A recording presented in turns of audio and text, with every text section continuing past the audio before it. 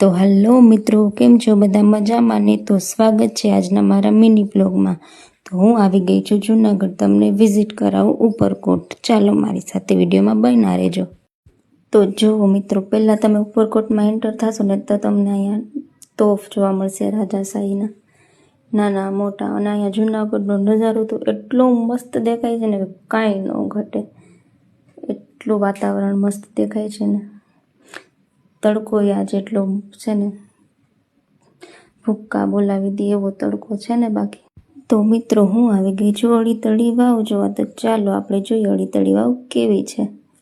નજારો કાંઈ ન ઘટે. અને મિત્રો અહીંયા કૂવા અને વાવ તો કેટલા છે. એક નવગણ કૂવો છે, અહીંયા તો 4000 સીડી છે. પણ હું તો તમને 1 થી 2 વિઝિટ કરાવી શકું એમ છું. બાકી વધારે મારામાં તેવડ નથી. હું તો આયલા કરે, પગ દુખે તો પછી શું કરવું. જો છે ને મસ્ત. જો આ છે વાવ છે ને. બાકી મસ્ત ઘટે તો જિંદગી ઘટે, બાકી કાંઈ ન ઘટે. તો પછી આપણે આવી ગયા છે મહેલ જોવા. તો ચાલો તમને હું મહેલ વિઝિટ કરાવું. જો અહીંયા કેટલું બધું મસ્ત છે. અને ઠંડક તો અહીંયા એટલી છે ને કે આમ ગરમીની ખબર જ નથી પડતી.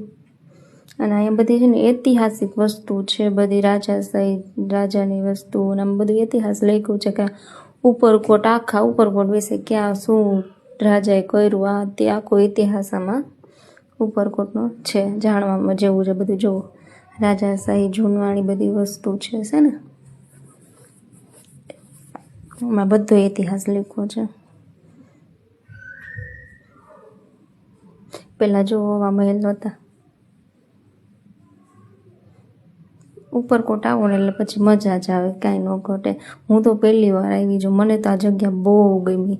મિત્રો તમે ન આવ્યો ને તો એકવાર જરૂર વિઝિટ કરજો. કેમ કે જે ન આવ્યો હોય ને એ પહેલી ફેરી આવશે ને એને બહુ મજા આવશે અહીંયા ફરવાની. આવજો એકવાર.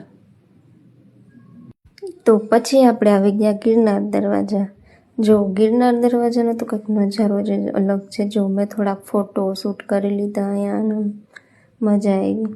તડકો હતો પણ તડકાની કંઈ ખબર જ ન પડી. ઉપરકોટ ફેરાન જેટલું ફેરાન તડકાની કંઈક ખબર જ ન પડી. એટલી ઠંડી હવા હાલે છે અહીંયા. અને જો ગિરનાર કેમ દેખાય છે, બાકી છે ને નજારો જ અહીંયા મસ્ત છે, કાંઈ ના ઘટે એવો. બધું લીલું વાતાવરણ છે. ફોટો એમને શૂટ કરીને બહુ મસ્ત આવ્યા છે. તો મિત્રો આ છે નવગણ કૂવો. આમાં છે ને 4000 સીડી છે. તો સીડી એટલી બધી ઉતરવી ચડવી એટલી મારામાં તેવડ નથી હો. એટલે આપણે ખાલી આમ જ જોઈ લેજો. બહુ ઊંડો છે. આમ હા ઉપરથી જ જોઈ લે. નેક્સ્ટ ટાઈમ આવશું ને ત્યારે જોઉં. આજ તો થાકી ગયા. ગિરનાર ને બધું એમ મસ્ત નજારો દેખાય. દાતાર ને જવાવાળા જાય ને પછી પાછા નીકળે ને તે પૂછીએ ને તેમ કે જાતા નહીં. એટલે આપણે હિંમત હારી ગઈ. તો મિત્રો વિડીયોમાં જણાવજો કમેન્ટ કરીને કે કેવો લાગ્યો આજનો મારો વ્લોગ. તો આવા નવા મારા વ્લોગ જોવા માટે મારી આઈડી સબસ્ક્રાઈબ કરજો. Thank you. Bye bye.